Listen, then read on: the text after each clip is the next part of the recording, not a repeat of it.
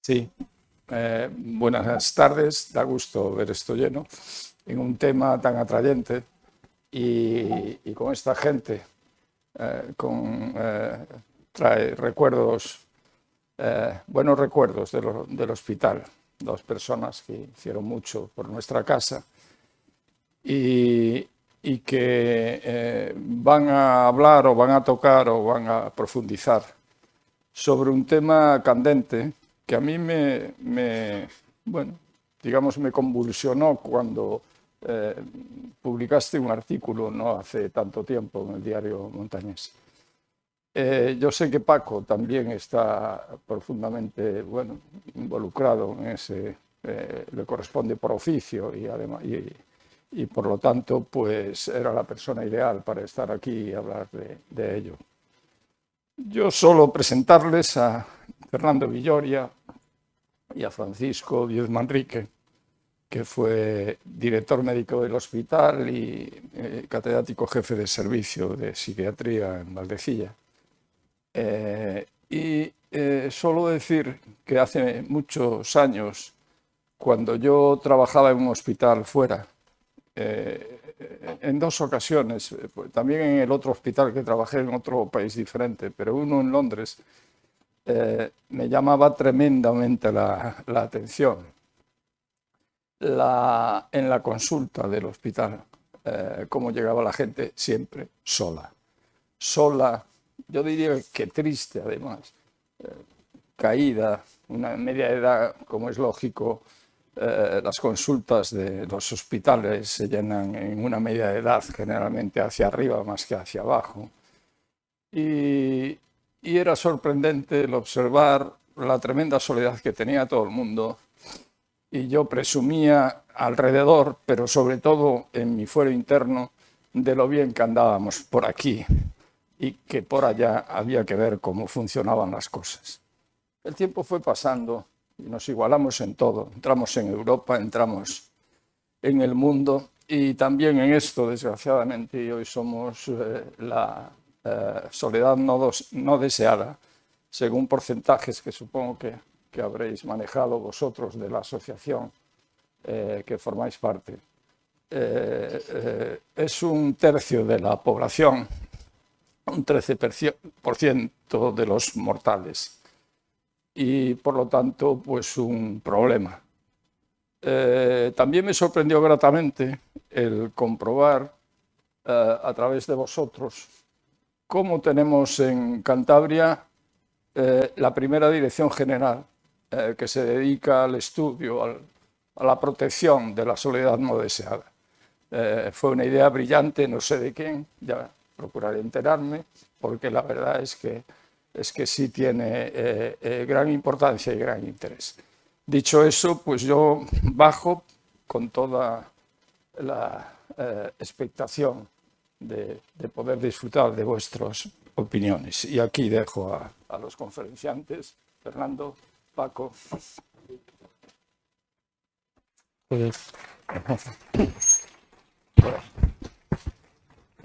Hola.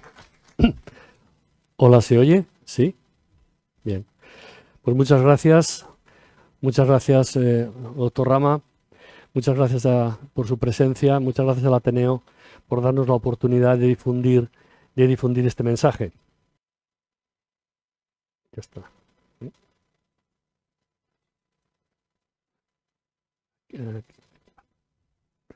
Perfecto. Vamos a hablar durante aproximadamente 20 minutos un resumen de lo que significa para la asociación lo que es la soledad y con un aspecto positivo que es la gestión en positivo de la soledad. Yo, como conocí este fenómeno, esta condición, bueno, cuando estaba trabajando, en absoluto tienes sentimientos de este tipo, porque estás involucrado en una gran cantidad de proyectos, iniciativas y de todo tipo. Y entonces las conexiones sociales que se tienen, las responsabilidades, todo te hace, bueno, no conocía esta situación. Y cuando, después de jubilarme, contacté con unas personas que estaban trabajando en este fenómeno. Y a través de eso, pues he ido bueno, me gustó la idea. En principio parecía que era una idea abstracta, una cosa, un sentimiento, ¿no? Pero luego profundizando, lo que uno va viendo es que aquí hay algo más que un sentimiento, y es lo que intento trasladarle. Hemos hecho un resumen de 20 minutos en los cuales voy a dar esta idea. Quedan muchos aspectos quedarán en el tintero. Pero bueno, con el coloquio y en el futuro pues podemos hacer más, bueno, difundir mejor, más extensamente esta condición. Bien, todo lo que voy a decir está sustentado en bibliografía a través de la biblioteca del Hospital Valdecilla, es decir, todo son términos científicos avalados por la literatura científica, médica y de enfermería. Y muchas gracias al hospital por darme esta oportunidad de conectarme a la biblioteca, y a Mario Corral, el director de la biblioteca, por su apoyo. Bien, ¿qué objetivos tiene la asociación? La asociación tiene, bueno, pues lo resumo en esto, ¿no? No hacemos voluntariado, hay asociaciones que sí se ocupan de cuidar de las personas que tienen este problema, en nuestro caso no, sino que tratamos de motivar, dinamizar a la sociedad para tomar la iniciativa. Luego nos hablará el doctor Díaz Manrique de lo que es la iniciativa, la personalidad, como unas personas afrontan mejor que otras, ¿no? Nosotros, como eso se puede modificar, queremos que involucrar a las personas, animarles a que tomen las riendas de su propio destino, ¿no? Y lo que digo aquí, ¿no? Si quieres contactar con alguien, muévete, el peor plan es quedarte en casa. ¿Y qué hacemos? Pues algunos aspectos son, creamos esta conciencia social, hablar de ello, generar debate, generar conocimiento en conferencias y charlas como esta, ¿no? Por eso agradecemos al Ateneo la oportunidad de difundir, ¿no? Y queremos que ustedes sean replicantes de esta idea y la transmitan a otras personas para crear la inquietud de afrontar esta condición.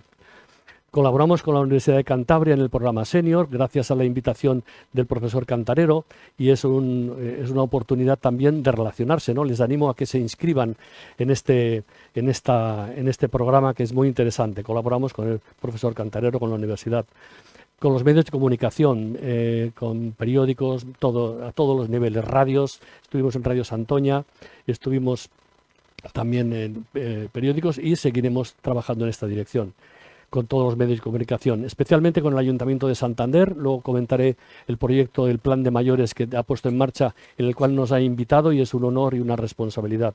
También con la Federación de Municipios y con el Gobierno de Cantabria, en especial con la Dirección General que ha nombrado, que nos acompaña hoy. Muchísimas gracias, Eduardo. La Dirección General contra la soledad no deseada, discapacidad, esa asistencia sociosanitaria y soledad no deseada. Es un hito. En España no conocemos que haya una dirección general destinada con esta orientación. Es un orgullo y una satisfacción poder colaborar con el Gobierno de Cantabria en esta dirección. Por lo tanto, queremos influir en la sociedad. ¿Qué objetivos tiene esta conferencia? Es muy sintética. Queremos brevemente qué es la soledad, el papel de la personalidad, que luego nos va a aportar el doctor Díaz Manrique, y luego establecer un coloquio. Como el coloquio va a ser importante porque se generan dudas que luego intentaremos restablecer, o contactos posteriores, o lo que les apetezca. Bien, en la historia he cogido dos referencias sobre la soledad en la historia. Una, ya que todo el mundo conoce, bueno, las dos, pero las he vuelto a traer, ¿no? Cuando en el Génesis, al principio de todo, dice Dios, no es bueno que el hombre esté solo, y le dio una compañera. Entonces, esta es la primera referencia. Y luego Aristóteles, que tiene una segunda vertiente que es muy interesante, ¿no? Dice, lo habrán oído por todos los lados, el hombre es un ser social por naturaleza. ¿Y eso qué quiere decir? ¿No? Eso lo dijo Aristóteles 300 años antes de Cristo. Bueno, pero todo el mundo lo cita. La soledad, es que el hombre es un ser social por naturaleza. ¿Y qué significa? Vamos a intentar descubrir qué significa. Y entonces me voy a referir a Juan Luis Arzuaga. Yo le he escuchado aquí en el Ateneo hace un tiempo, presentando su libro, Explicar la muerte a un neandertal, se llamaba, quiero recordar, o es el de Sapiens. Bueno, los dos que hubo, fantásticos, ¿no? Es un tipo extraordinario. Y entonces, él, en esta conferencia que me he perdido traer aquí, en esta conferencia lo que él habla es de cuando explica, él es paleontólogo, ¿no? Lo que explica es cómo aparece la enfermedad y los cuidados. Es muy bonito, lo voy a leer. Pero primero, él establece una diferencia entre la perfección y la muerte. Es decir, la evolución hace que los animales o eres perfecto o te mueres. ¿Qué quiere decir? Los dos ejemplos de la gacela y el guepardo son muy ilustrativos. Si la gacela, en vez de correr a 110, corre a 105, el guepardo se la comerá. La perfección. Si no estás perfecto, si estás al 90%, desapareces. Si el guepardo, en vez de correr a 110, corre a 105, no comerá gacelas y se morirá de hambre y las hienas lo devorarán. Por lo tanto, o eres perfecto o si no, desapareces. La evolución es así. Y entonces, ¿qué tiene que ver con la enfermedad? Pues entonces voy a leer, porque Juan Luis Arzuaga escribe muy bien y mejor escucharle a él, ¿no? Y dice, un esqueleto de neandertal que procede de una cueva de Israel nos indica que enterraban a sus muertos y tenían sin duda el sentido de la muerte y practicaban comportamientos funerarios.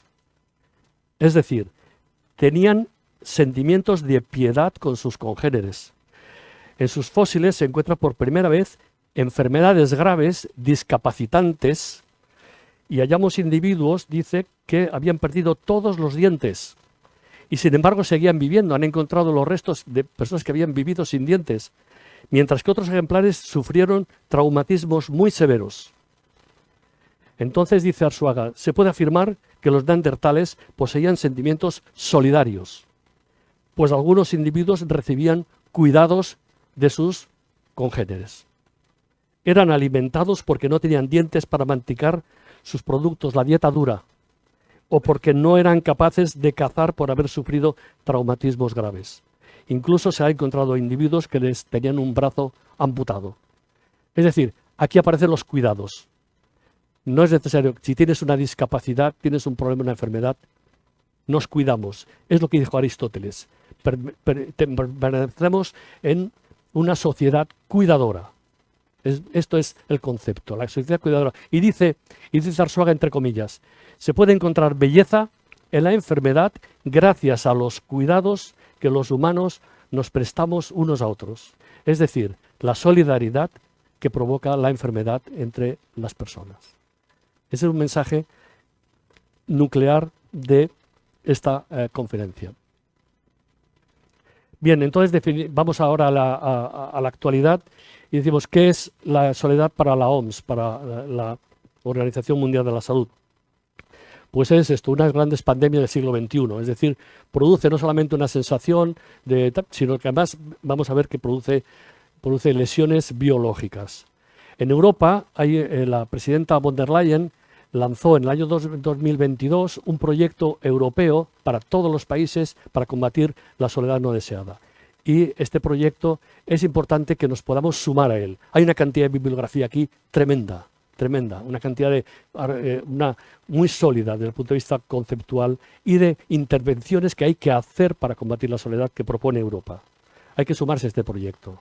Bien, esta es la tríada que he traído, porque la soledad tiene tres componentes. Tiene un componente que es el que todos sabemos, me siento solo, bien, esa es la soledad psicológica, en la que el doctor Díez Manrique es un experto, y luego hay dos condiciones que son de otro tipo que se complementan y tienen vasos comunicantes. Es el aislamiento social objetivo, las personas que viven solas, y la carencia social. Vamos a ver las descripciones. Esa triada me gustaría que la tuvieran en la cabeza. Cuando alguien, estoy solo, ¿a qué te refieres de esas tres cosas? O que no tienes apoyo social. Vamos a ver.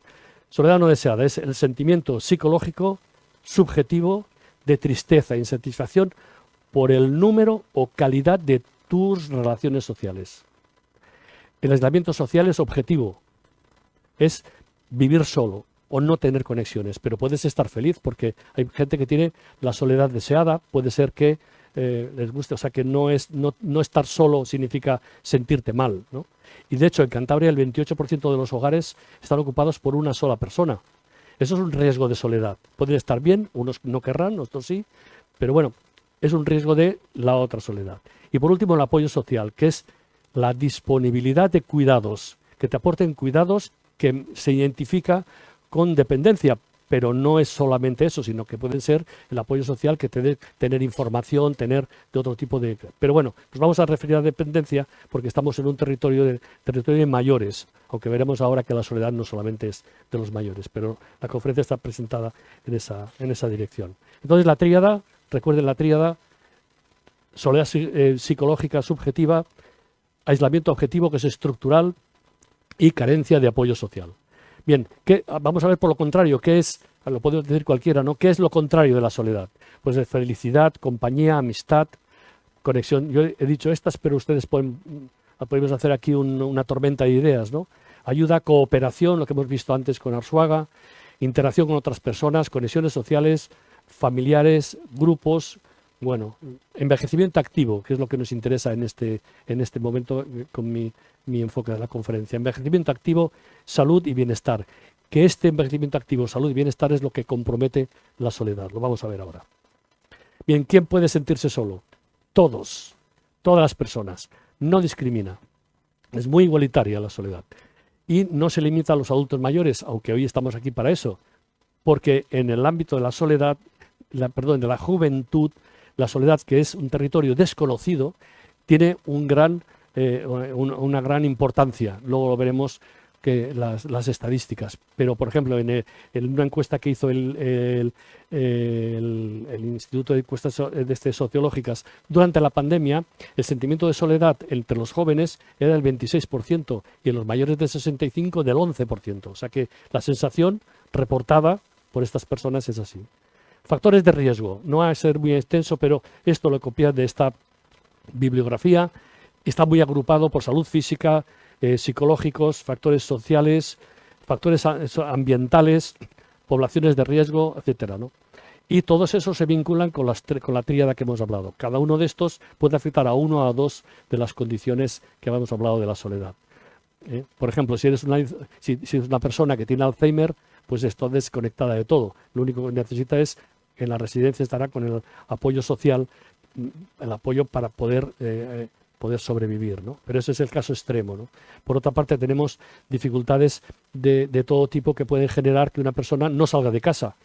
Las personas, la incontinencia urinaria, que es un fenómeno, bueno, pues que se suele dar, eso hace que una persona pues se retraiga, porque voy a salir, ¿no? ¿Qué me puede pasar, ¿no? Eso generaría aislamiento social y otros, ¿no? Bueno, todas estas. Me preocupa mucho la movilidad. La movilidad, sobre todo dentro de las ciudades, ahora hay un emblema, ¿no? Sacar los coches de las ciudades. Sacar los coches de las ciudades debería ser la consecuencia de que tenemos un plan de movilidad que nos permita ir a la playa o ir al hospital o ir a donde sea de una manera sin necesidad del coche. O sea que el coche sería la consecuencia de una planificación urbana de movilidad por parte del ayuntamiento que permita el desplazamiento. Venir aquí y no.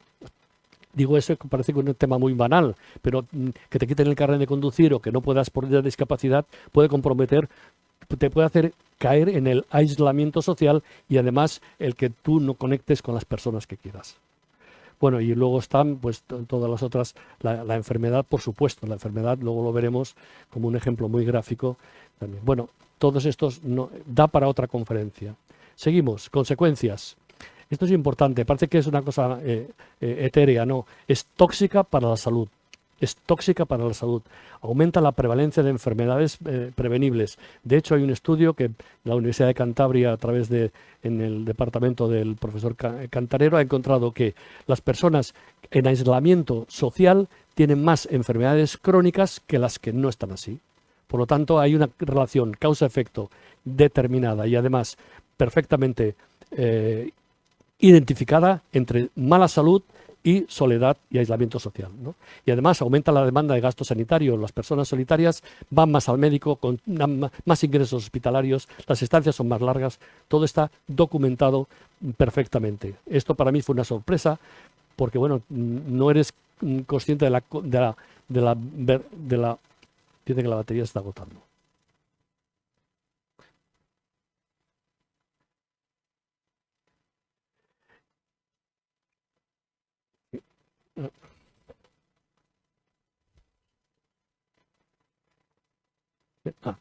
Muy bien, perfecto, gracias. Y este es el eje, ¿no? Las consecuencias, los factores de riesgo que hemos habido de arriba abajo. Los factores de riesgo inmediatamente nos están condicionando estas tres, la tríada que hablamos, y a continuación va mortalidad, morbilidad y costes económicos, que lo vamos a ver ahora. Y esto es los cardiólogos, el colegio, la Asociación Americana del Corazón, que son cardiólogos, han hecho suyo esto mismo, pero visto de la otra manera. De izquierda a derecha tenemos la tríada y a continuación, a través de unos mediadores que son conductuales, psicológicos, pero también fisiológicos, es decir, a nivel molecular, generan más infartos, más ictus, insuficiencia cardíaca, demencia, depresión, etc. Está perfectamente documentado. Bien, ¿cuánto cuesta esto? Lo que cuesta ha sido verificado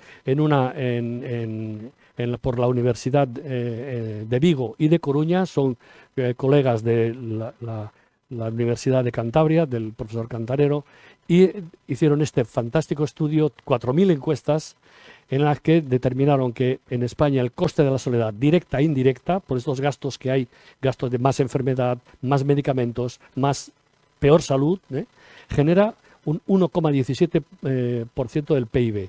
Es decir, que afecta al 13,4% de la población, que es una cantidad enorme, que el aislamiento detectaron el aislamiento voluntario con estas cifras, 14,8 y 12,1% en mujeres y hombres, y los jóvenes, otra vez, insisto, no perdamos de vista, el otro día estaba hablando con un magistrado que nos conocemos, y bueno, pues me he dedicado a esto, sí, decía como con conmiseración, ¿no? Una cosa de mayores. Digo, no, te puede pasar a ti y te puede pasar a tus hijos, ¿no? Bien, entonces, ¿cuánto cuesta la soledad en Cantabria? No lo sabemos. Sería muy interesante y la Universidad de Cantabria está capacitada para, en un momento dado, a través de colaborar con el gobierno, poder, con esos datos, establecer el mismo patrón y decir cuánto nos cuesta en Cantabria, ¿no? Y los políticos tienen que decir si queremos gastarnos el dinero en medicinas o irte a la playa. Es decir, con salud o con enfermedad. Si te gastas el dinero estando enfermo, te lo gastas en medicamentos, en mala salud, ¿no? En cambio, si consigues a través de disminuir la soledad y el aislamiento social, consigues tener mejor salud, pues vivirás mejor, ¿eh? Bien, en resumen, son un problema de salud pública, tienen factores de riesgo evitables que hemos visto y tienen un coste elevado. ¿Y ahora qué hacemos? Bueno, unas pequeñas propuestas muy breves. Vamos a hablar de un problema que nos podemos encontrar, que no es mayoritario ni mucho menos, pero que está ahí, es muy duro cuando pasa, que es personas que no tienen aislamiento, que están en aislamiento social y carencia de apoyo social. El apoyo social es lo que hablábamos antes, se refiere a los cuidados que te permiten las actividades de la vida diaria en tu casa, etcétera, ¿no? Y entonces la pregunta son estas dos: enfermedad y soledad. Si estoy solo, ¿qué me pasará si tengo que ingresar en un hospital o me pongo enfermo? Estás solo. Como esas 28%, son 64.000 hogares en Cantabria que vive una sola persona. A lo mejor no tiene a nadie más. Bueno, pues esa pregunta no, tiene que hacer algo. Dice, la segunda pregunta, tras el alta médica hospitalaria para regresar a casa, si estoy sola, ¿qué me puede pasar, ¿no? Bueno, entonces la enfermedad conduce a un proceso que es convalecencia. La convalecencia genera una dependencia transitoria, en la mayor parte de los casos, a veces no, pero una dependencia transitoria, y esa dependencia transitoria es la que te condiciona que no puedes estar en tu casa, que no puedes estar solo, que necesitas ayuda, necesitas apoyo social. Y es cruel la soledad, porque el paciente solitario no puede estar dado de alta, encima tiene sentimiento de culpa, está en el hospital, consumiendo recursos, unas camas muy costosas, todo el mundo lo ve, pero no se puede hacer nada. Bueno, no se puede hacer nada, quiere decir que él no es responsable de esto. Y en este contexto, por lo tanto, las personas que viven solas se encuentran en desventaja con respecto a aquellas que cuentan con un entorno social o familiar favorable. En desventaja. ¿Qué solicitamos desde la asociación? Un protocolo de atención hospitalaria para el paciente solitario. En el Reino Unido, cuando contaba doctor Rama, en una unidad de ictus, esto comentado por un amigo, un enfermero que trabajó allí, en una unidad de ictus, cuando ingresa el paciente, tiene el servicio de admisión le pone dos cruces, ¿no? Elija. Dice, si usted Si usted se pone peor, ¿a quién avisamos? ¿El teléfono o a nadie? Y puedes marcar el no, ¿no? Que es una sociedad en la que vamos, que es una sociedad más solitaria, pero bueno, puede pasar eso. Entonces los servicios sociales se hacen cargo de esa persona, de manera transitoria o de manera permanente, ya lo veremos, ¿no? Bien, entonces no, pero seamos optimistas, esto que la frase, ¿no? Ya estoy acabando ya. No partimos de cero, ya estamos haciendo cosas. Que hay que mejorar, bien, pero no es una sensación de que esto es horroroso, ¿no? Y yo quiero citar los ayuntamientos, porque son quienes están más cerca de la población, quienes hacen cosas con fondos propios o porque el gobierno le transfiere cantidades económicas y por lo tanto están haciendo cosas y hay que estimularles, ¿no? Y hacen dos tipos de intervenciones que tienen relación con nuestra tríada. Dos tipos de intervenciones asistenciales o de apoyo social, desde la teleasistencia, todo lo que es la ayuda a domicilio. ¿Qué se pretende? Que la persona permanezca en su casa el máximo tiempo posible. Tendremos que ir a la residencia en el último momento. En el último momento, por lo tanto, todos los esfuerzos es a que estés en tu casa, en tu barrio, en lo que es territorio conocido, que no salgas de ahí, porque si sales de una residencia es el horror, es la desconexión, ¿eh? Es la desconexión. Y además, desde el punto de vista económico, de cara a los poderes públicos o lo tuyo, es más barato estar en casa, que es media pensión, que en una residencia que es pensión completa. Más barato. Y además más confortable, porque queremos estar en casa, ¿no? Es como lo de como lo de la hospitalización domiciliaria. No sé qué ha pasado. Bueno, me quedaba una. Es una foto del Ayuntamiento de Santander cuando se inauguró. Se estableció el Consejo de Mayores de Santander. El Consejo de Mayores del Ayuntamiento de Santander, en el cual nos ha invitado, estamos orgullosos y una gran responsabilidad. Y en este plan de mayores, que se ha contratado una consultora, el Ayuntamiento de Santander va a establecer una línea que es contra la soledad. Entonces, por lo tanto, es una iniciativa por parte del Ayuntamiento de Santander para combatir la soledad de una manera directa a través de este plan. A ver, no lo tenemos ahora, bueno, tengo yo, pero en la foto está la alcaldesa, el concejal, etcétera, ¿no? Y decíamos que las otras actividades que pueden hacer asistenciales y las otras culturales muy importantes, los centros cívicos, no le llaméis centros de mayores, centros cívicos tienen que ser intergeneracionales, no son solamente para mayores, sino que además tienen que ser que tengan interés para hacer actividades que promuevan la conexión social, hacer cosas, cultura, etcétera, ¿no? Bien, esto es la foto de la inauguración y el gobierno, y le pedimos también, la asociación, en este contexto, le pedimos que el gobierno de Cantabria redacte una estrategia, que la está haciendo Castilla y León, la está haciendo Madrid, la está haciendo Castilla-La Mancha. Todo el mundo está promoviendo estrategias a nivel, igual que el ayuntamiento, que está con su estrategia de mayores. Todas tienen que confluir, pero por encima está el paraguas de Cantabria, para que viene el ayuntamiento de Torrelavega, quien sea, y sea un paraguas que acoja a todas, ¿no? Y por encima de todo está la que hemos visto, la estrategia de la Unión Europea, ¿eh? Bien, y entonces ahora, visto esto, ¿qué podemos hacer en ese caso concreto que hemos hablado del aislamiento social y la soledad? Le cedo la palabra al doctor Guillermo Manrique para que nos hable de la personalidad y cómo puede gobernar nuestro envejecimiento, nuestra vida, ¿no? A cualquier edad, a cualquier edad. Pero ahora estamos en este... Y entonces yo apago aquí. Y nada, muchísimas gracias.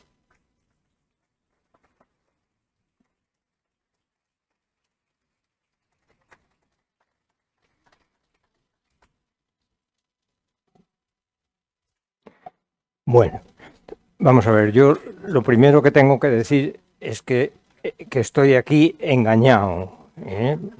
Sí, vamos a decirlo.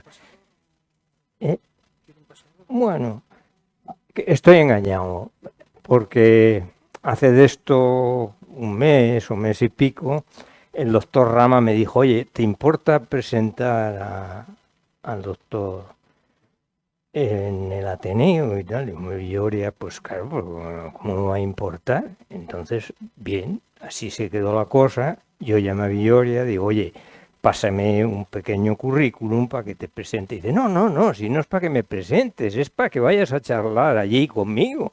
Digo, bueno, esto ya tiene otro precio. Bueno, entonces, hasta ahí, digo, bueno, pues algo diré, pero Villoria, que es un hombre, como habéis visto, competente y que es exhaustivo en sus cosas, me dijo, no, vamos a vernos. Entonces, bueno, nos vimos. Entonces me amontonó con información sobre la soledad, que yo he estado sin dormir un mes y pico, y yo ya daba las cosas por resueltas y dice, no, nos volvemos a ver. Y entonces hace 8 días nos hemos vuelto a ver, me ha dado más información, más bibliografía. Entonces yo ya no sé qué hacer, ni qué decir, ni nada. Entonces parece ser que mi misión aquí, lo que yo tenía pensado en principio era presentarle y luego ya, bueno, pues hablar algo de la personalidad, pero nada más. Pero claro, después de toda esta nanada de cosas, pues ya no sabe uno a qué quedarse. Bien, voy a hablar un poquitín de la soledad y sobre todo de la vejez, porque aunque la soledad efectivamente se da en todas las edades y cada vez más, pues los viejos la sufrimos de mayor manera. Entonces yo de eso puedo hablar con competencia porque lo soy. Es decir, entonces como uno es viejo, pues tiene muchas capacidades para poder decir cosas. Bien, la personalidad, como muchas cosas en psicología, es un ente abstracto. Los psicólogos son gente muy lista y entonces trabajan con constructos. El constructo es una cosa que no se sabe lo que es, no está ahí, pero tiene unas consecuencias que son evidentes y que pueden ser medibles. Entonces, la personalidad en definitiva es un constructo, un ente que no podemos medir. A ver cómo funciona esto. Que estas cosas siempre son. Bien. Sí. Sí. Con esto, ¿no? Atrás está bien. Bien. Vamos a hablar del envejecimiento. El envejecimiento y la muerte no son siempre ajenos. Siempre es algo que le pasa a otros. Y nos hacemos muy mala idea de que vamos envejeciendo y nos hacemos muy mala idea de que vamos a morir. Es decir, sí, tienes unos pensamientos, pero de verdad, meterte en el ajo, poquísima gente es capaz de hacerlo. Bien, entonces la gente, tenemos la idea de quién somos, dice yo soy quien soy, pero el quién soy va cambiando. Entonces, no nos damos cuenta que el quién soy no es lo mismo cuando tienes 10 años que cuando tienes 15, cuando tienes 25 y cuando vas envejeciendo. Entonces hay 3 o 4 momentos en la vida en que ese quién soy pega un cambio brusco, que es la adolescencia, la madurez y la vejez. El soy cambia radicalmente en esas etapas de la vida. Bien. Estamos hechos de genes y de memes. Meme son unos muñequitos, esos los han fagocitado los señores de los ordenadores. El meme es un concepto de Dawkins del año 70 y tantos, en que decía que estamos hechos de genética, de epigenética y de contacto, es decir, que parte de la manera de ser mía, mi personalidad está hecha de los contactos que yo he tenido con las gentes con las que he convivido, sobre todo con las que he convivido en mi primera infancia. Entonces, como he dicho, no es una entidad real. Bien, avanzamos. Hoy, cuando haya pasado el cuarto de hora, tú me dices, yo corto y nos vamos porque yo corto fácilmente. Hago un remiendillo en lo que estemos diciendo y nos vamos. Bien, Don Quijote cuando viene del primer viaje, el pobre hombre, la primera salida, y viene, pues como siempre venía, desbaratado, se encuentra con su vecino y le dice, yo sé quién soy. Porque el vecino le decía que no, que tú eres Quijano, mi vecino, que tienes tal, que decía, y Don Quijote, yo sé quién soy. Bien, pues cada uno de nosotros decimos que sabemos quién somos. Bien, la personalidad depende de vivencias internas difíciles de medir, de conductas que se mantienen de forma consistente en distintas situaciones de la vida y de la singularidad de esas conductas. Eso define a la personalidad, es decir, mi manera de ser es singular.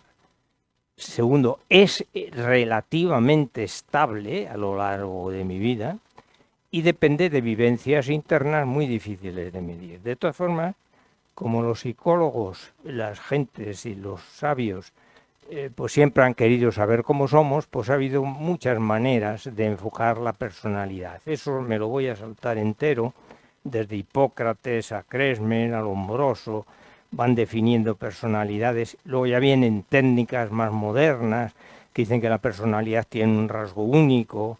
El 16PF, que todos habréis oído hablar de él, dice que son 16 factores que definen la personalidad. Hay muchísimos test para definir la personalidad.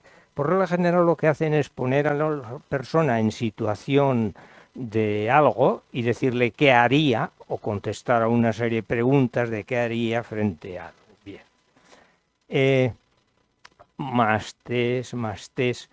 Estos test miden cosas evidentes, cosas que uno cree sinceramente que son parte de sí.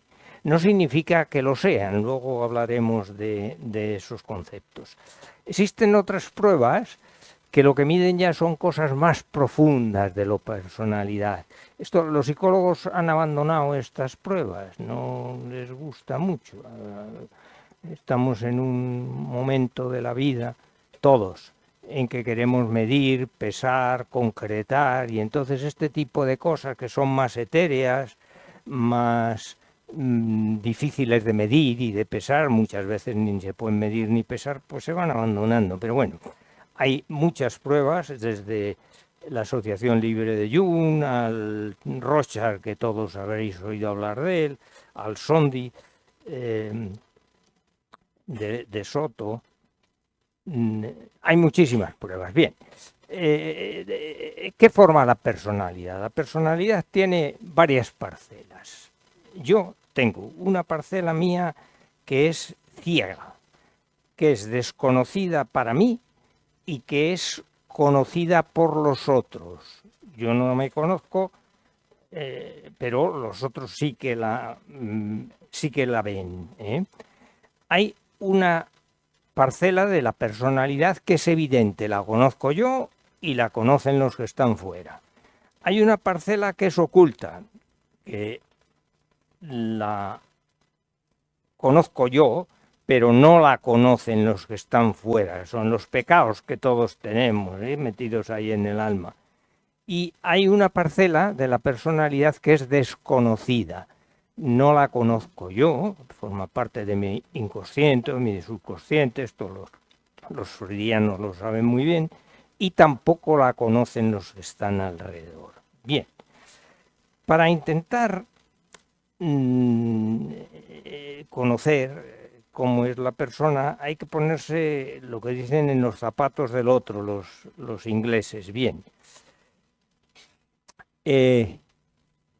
Y vamos a meternos en materia, esto es simplemente una introducción.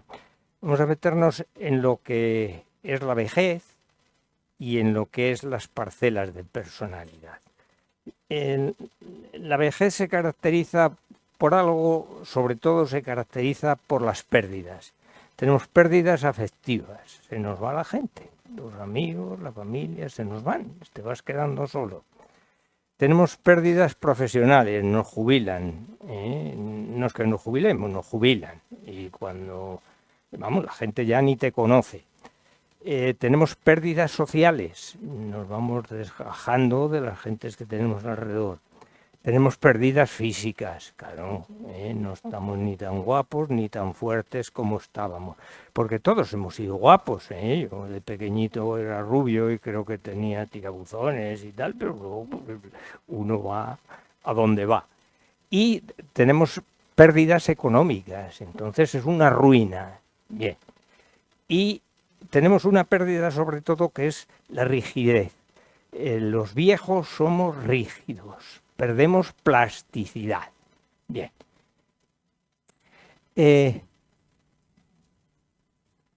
Esto es un esquema del yo, de la personalidad, que está hecha de una parte social, que es lo que forma el carácter, y de una parte biológica, que es lo que forma el temperamento. Entonces, eso forma el yo. Pero claro, el yo es una cosa muy global y entonces nos manifestamos externamente en parcelas.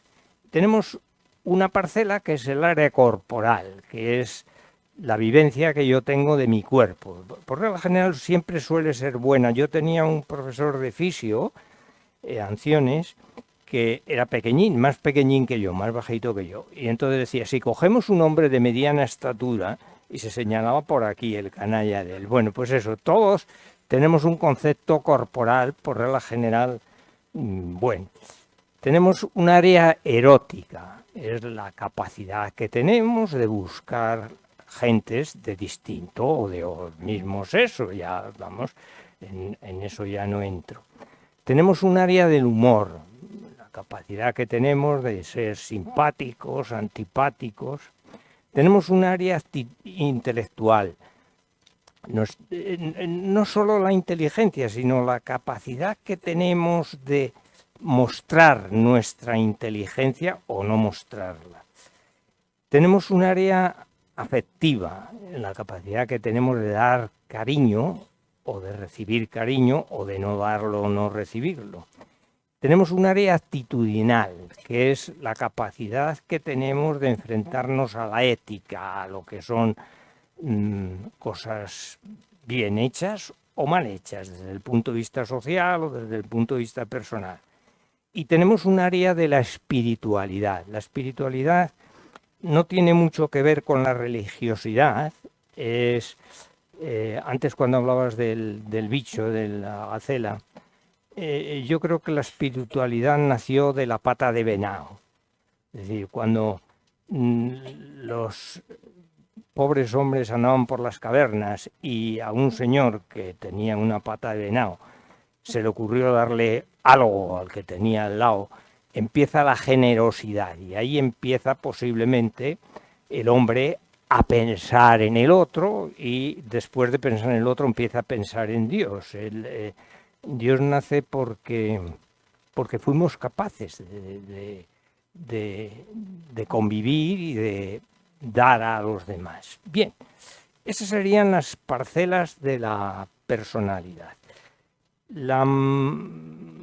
El ideal sería que todos tuviéramos esas parcelas en un nivel medio, pero eso no existe, vamos. Entonces, en el área corporal uno puede ser exhibicionista o puede ser un hipocondriaco. Exhibicionista, no me refiero al señor de la gabardina, que enseña, no, me refiero a estos vigorésicos que salen ahora por ahí a correr, que se mueren la mitad. La mitad de los que andan por ahí corriendo se mueren de correr. Entonces, me refiero a la gente que vamos presumiendo de pecho salido y tal. O los hipocondriacos, que son esas personas que están mirando siempre a ver cómo han hecho la caca, a ver si el color de la orina es más turbio o menos turbio. Pues en esos dos niveles nos movemos, unos u otros. En el aspecto erótico somos sádicos. Cuando hablo de sádicos no me refiero solo a los que van por ahí, sino sádico en el sentido agresivo general del término, o somos inhibidos, estos que no nos comemos una rosca, son los dos niveles. En el sentido del humor somos maníacos, exaltados, muy altos, o depresivos, un humor triste. En el sentido intelectual somos desinhibidos, gente que lo sabe todo, que está a la que salta enseguida dice, por regla general nos equivocamos siempre, claro. O somos inhibidos, no decimos nada. Es muy bueno porque la gente dice, debe ser muy listo. Claro, como no habla. En el sentido afectivo, la gente es cariñosa o es hosca. En el sentido actitudinal, la gente somos o puritanos, que todo tiene que estar bien, que no se salta uno una señal de tráfico, que tal, o somos sociópatas, decimos qué es lo que hay que hacer mal para hacerlo. Entonces, también. Y en el sentido espiritual, somos espirituales o somos materialistas. El ideal sería estar en el medio de estas escalas. Pero gente que esté en el medio yo no he conocido a nadie. A lo mejor aquí hay alguno que se me presente luego, pues no hay nadie. Entonces, ¿qué pasa? Que vamos, en estas áreas, cada uno de nosotros la tenemos más alta o más baja. Y dependiendo de que estas áreas estén más altas o más bajas, vamos a vivir mejor o peor nuestra vida y nuestra soledad, que es el tema que nos ha traído aquí. Bien. En el área corporal, si uno está, bueno, ahí en un término medio, pues hombre, la vejez no entras muy mal. Si eres un hipocondriaco o, vamos, eres el tormento de las pocas gentes que están alrededor, vamos, la gente se marcha. Entonces muchas veces la soledad no es algo que dependa de los demás, es algo que dependa de nosotros, que somos muy, muy cenizos, coño. Entonces, claro, ¿quién va a querer estar al lado nuestro si estamos todo el santo día quejándonos y tal, y no sé qué? Pues nadie. Tampoco es bueno el otro aspecto. Es decir, la gente que es una exhibicionista desde el punto de vista físico, ¿qué pasa? Que hombre, que cuando llegas a una edad provecta, pues ves que no, que aquello no funciona y que no tienes músculos ya para... Entonces, también presumimos, es decir, si con cualquiera que hablas dice, yo he dado los 60.000 pasos o los 50.000 o no sé cuántos, muchos, son muchos, muchísimos. Entonces, en el fondo seguimos siendo niños. Es como cuando estábamos en la callejita y mirábamos a ver quién me daba más lejos. Pues aquí también, a ver quién ha dado más pasos o quién ha subido más. O tal. Bien. En el área erótica, pues, hombre, aquí es bueno estar un poco bajo. Es decir, si tú no has sido un hombre o una mujer muy jacarandoso y tal, pues llegas a la vejez con una cierta tranquilidad. Y bueno, vas tirando por la vida.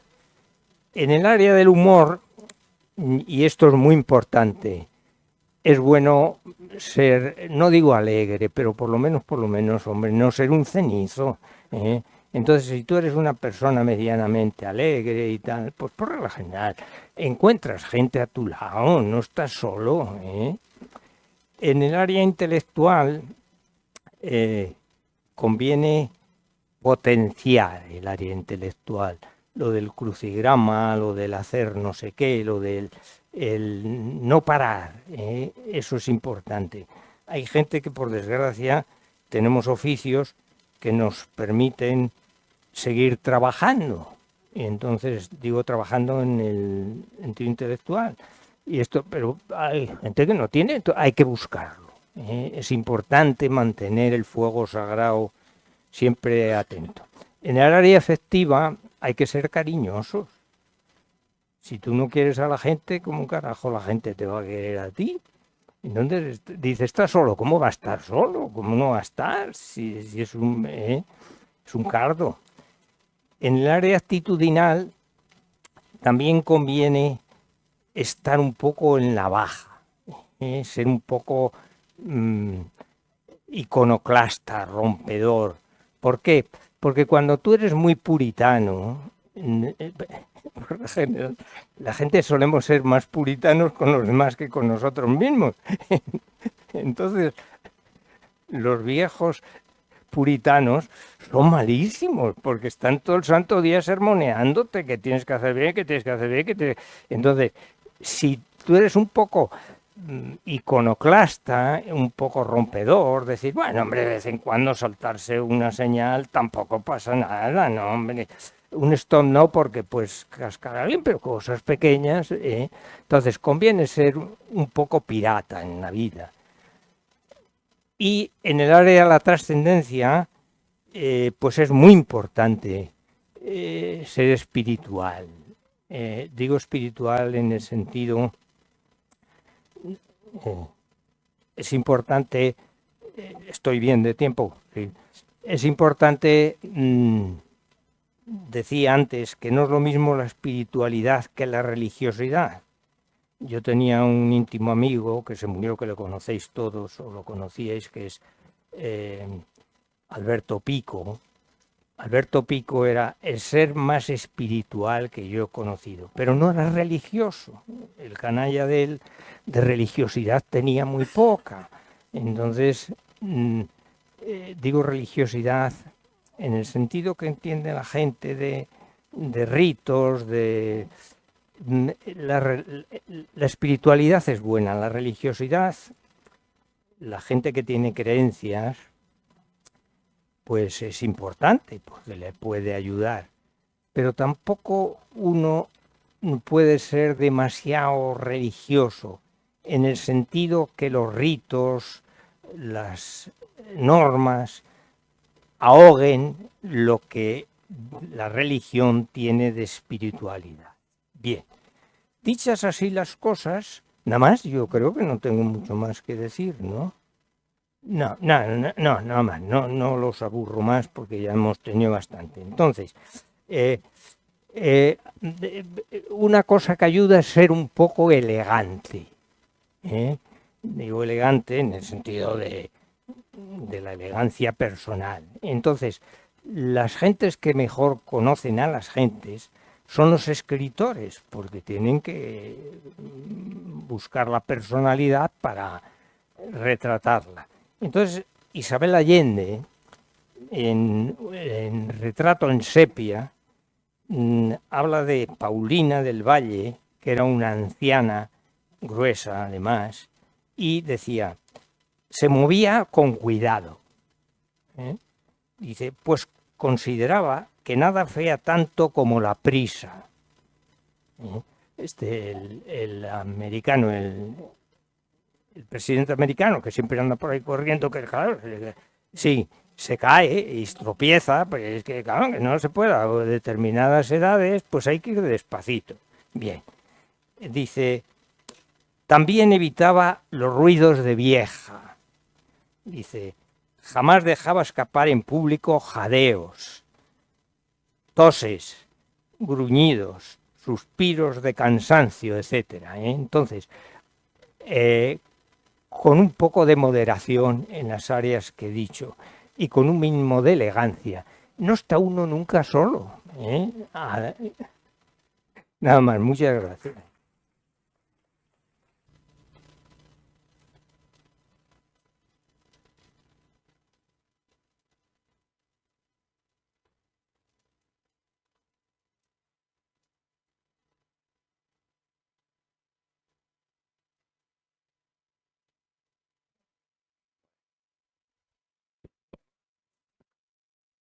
Bien, hemos Muy bien. llegado al coloquio. Yo sabía que mi interés por este tema, que es novedoso, era obligación del aula médica tratarlo, pero además me encanta haber sido enxarmador. No sabéis, esa palabra no la conocéis. Enxarmar en gallego, si hay aquí algún gallego, echará una sonrisita, es el mullidor, el que la lía, pero en buen sentido. Y es una palabra muy usada en Galicia. Pues bien, me encanta haber sido enxarmador, de haberles traído en un tema tan actual, y han estado, como era de esperar, muy brillantes. Pero ahora les corresponde a ustedes, así que quien quiera participar, que nos lo diga.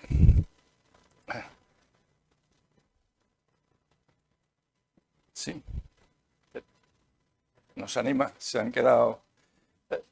Yo quería preguntarte, ¿por qué razón?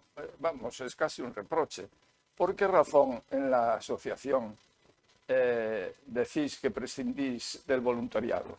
Porque la verdad es que parece obvio, ¿no? Bueno, no te... ¿Tiene no te alguna tendría- razón? No, es el diseño, ¿no? Yo no lo sé exactamente, pero el prescindir de eso hemos orientado en esa dirección. Probablemente eso es algo que se desarrolle con el tiempo, ¿no? Porque el voluntariado requiere, bueno, mucha actividad, ¿no? Mucha actividad y además mucho diseño, ¿no? Y no lo hemos planteado esas tres Parece cosas. obligado, será de Pero, futuro.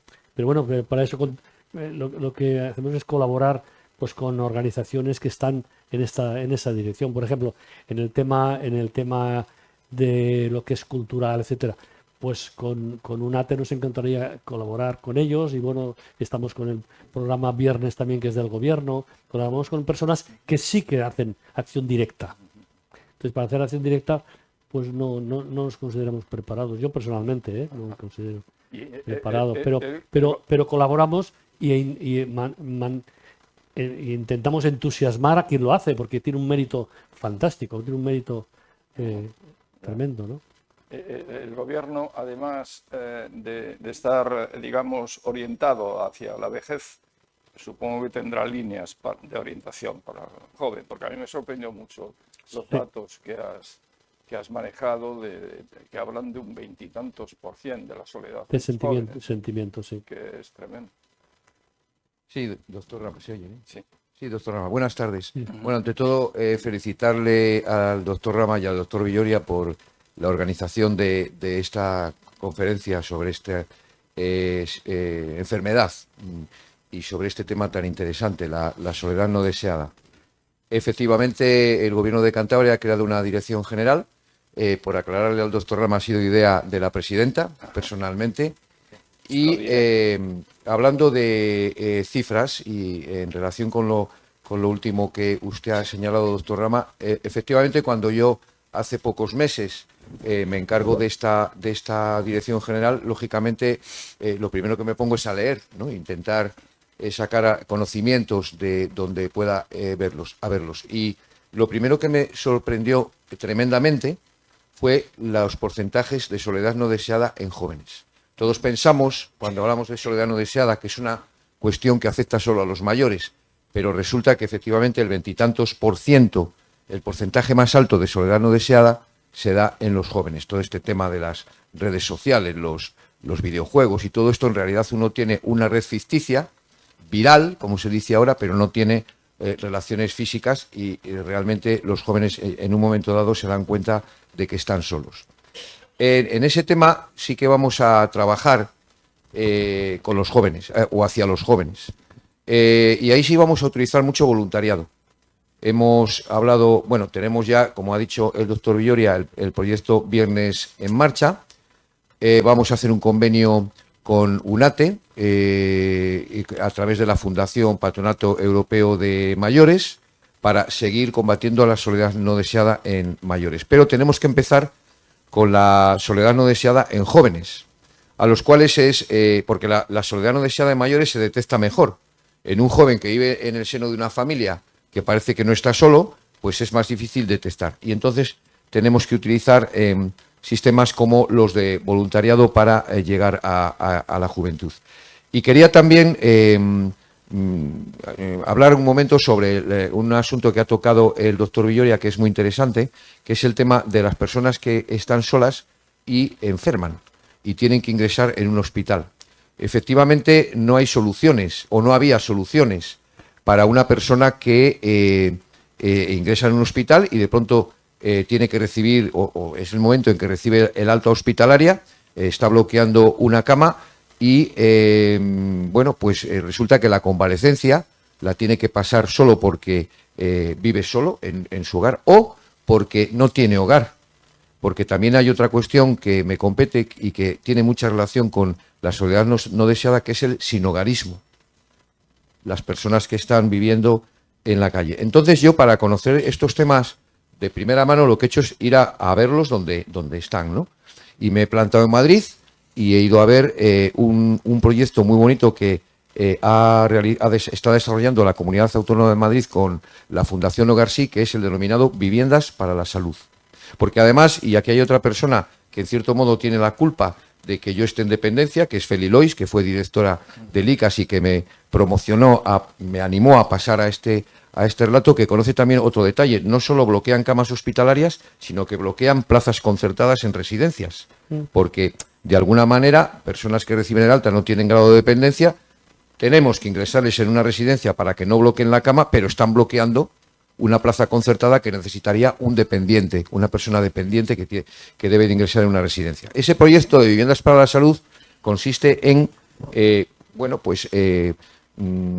establecer un dispositivo de viviendas en el que la persona que recibe el alta hospitalaria y que estaba sola va a convivir con otras personas en su misma situación mientras convalece, mientras recibe unos cuidados, porque no se puede autocuidar, y porque los va a recibir de manera profesional. Es decir, por una entidad que se va a ocupar de ellos durante la convalecencia y que además se va a ocupar de que conviva con más gente. Yo he visto una unidad de 60 personas en Madrid. Y eso es lo que queremos también poner en marcha en Cantabria. Dirigirnos a las personas mayores que están solas, a las personas jóvenes de las que muy poca gente o muy pocas administraciones, mejor dicho, se están ocupando, y a las personas que viven solas o están en la calle y que se ponen enfermas y tienen que convalecer. Nada más, eran unas ideas. Enhorabuena por ello. Muy bien. Bien. Sí. Vamos a ver. Ustedes no lo conocerán, pero hay una cosa que se llama ateísmo religioso. Entonces yo me he metido en la cuestión y resulta que, como decía el doctor, hay mucho de espiritualismo laico, porque se dice, no, es que lo importante es el espiritualismo, pero la religión no. Vamos a ver, ¿qué clase de religión es? Si es la religión organizada, porque estos que se llaman ateos religiosos son creyentes, aunque ellos dicen que no creen en Dios, son creyentes, se está investigando, pero que lo que no quieren es la organización, la burocracia sacerdotal. Entonces, y yo me he especializado en una cosa que tampoco a lo mejor conocerán seguramente, neuroteología. Y entonces se comprueba que, por ejemplo, en psicología, en la salud hay dos procedimientos, ¿no? En la vida, lo saludable y lo terapéutico. Yo trato de lo saludable porque soy gerontólogo, no soy sanitario. Y entonces está demostrado científicamente que el rezar y el meditar es bueno para la salud. Y lo he estudiado dentro de la psicología e incluso para el estrés. En el estrés, que también me he especializado, por eso me he metido en el estrés, que no es una patología, aunque yo estudié una asignatura de patología y otra de demencia, pero bueno, como no soy sanitario no quiero meterme en eso. Entonces la importancia que dar, no despreciar, es decir, espiritual sí, pero laico. No, también lo religioso puede ser organizado en las religiones o bien en las otras religiones. Yo me he metido con el espiritismo, que precisamente no es nada de solamente con la comunicación con los muertos, sino que tiene 12 morales, que con eso vas al cielo sin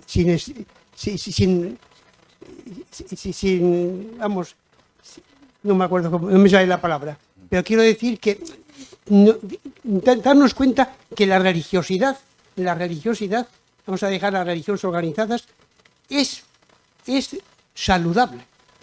Y esto no se habla. Trataremos de buscar hueco para dejarle a usted que dé una conferencia. Entonces, sí, muy interesante. Buenas tardes. Yo quería hacerles, una pregunta o varias en la misma, únicamente con el pensamiento en algo que acabo de oír del director general hace un momento, y es que hay cosas que chocan. Cuando uno viene de los servicios sociales y ha pasado por otros, en fin, por todo ese tipo de estamentos, choca oír cómo se atribuye a una persona con un problema determinado, social, médico, etcétera, cómo se le atribuye ocupar una plaza, ocupar una cama. A mí me choca mucho, creo que la definición debería ser otra. Pero en fin, partiendo de esto, quería preguntarles una cosa. Estos días he leído la gran alarma que está produciendo el incremento del número de suicidios en la sociedad española, especialmente en la franja de entre 16 y 26 años, que según parece, en la que según parece el suicidio es la primera causa ya de mortalidad. También ha aumentado en otras franjas, sobre todo en la edad ya un poco más posmadura, por no decir de vejez. El suicidio puede tener muchas causas, ya lo sabemos todos, pero ¿hasta qué punto, concomitantes o no, la soledad puede ser o puede agravar este tipo de causas de suicidio? No sé si han hecho estudios o si hay estudios especialmente fiables que nos den una respuesta o una aproximación a este respecto. Gracias. Sí. Existen estudios que relacionan estas circunstancias y de hecho puedo citar un estudio que hay en Japón, porque Japón, por la cultura, el índice de suicidios es más elevado, es de los países donde más elevado existe, ¿no? Y de hecho, han nombrado el gobierno un ministro de la soledad dirigido especialmente al suicidio, ¿no? Con especial hincapié en el suicidio femenino, que tiene ahí, bueno, se ha visto que ha ascendido mucho. Y es lo que es una circunstancia muy llamativa, ¿no? De todas maneras, el suicidio está en un territorio que se ve, el territorio de la psiquiatría, ¿no? Que es como se está abordando, por lo menos recientemente lo he observado.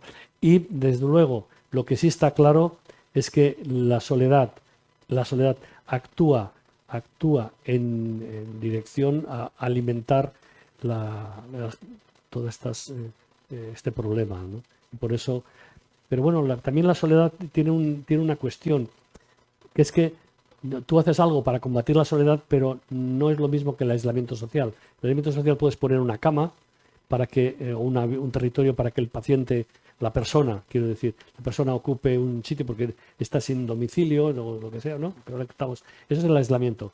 Pero la relación causa-efecto con la soledad no es directa. Tú puedes hacer centros cívicos, no sé qué tal, pero luego no quiere decir que porque hagas algo directamente suceda. Algo tiene que haber la personalidad del individuo para interactuar en ese sentido. No hay una relación causa-efecto. Y en cuanto al suicidio, realmente es tremendo las circunstancias y realmente, contestando a eso, la soledad tiene que ver porque aumenta y eso hay publicaciones en esa dirección, más en el territorio de la psiquiatría, pero yo creo que es así, ¿eh? Y de hecho, lo que decía lo de Japón es como en algunos sitios lo han intensificado el poner el foco ahí, ¿no? O sea que es un tema dramático. Parte de otros factores, yo pienso, pensamiento filosófico, que parte de los momentos de suicidio están determinados porque mejor, a lo mejor, si no me oyen, se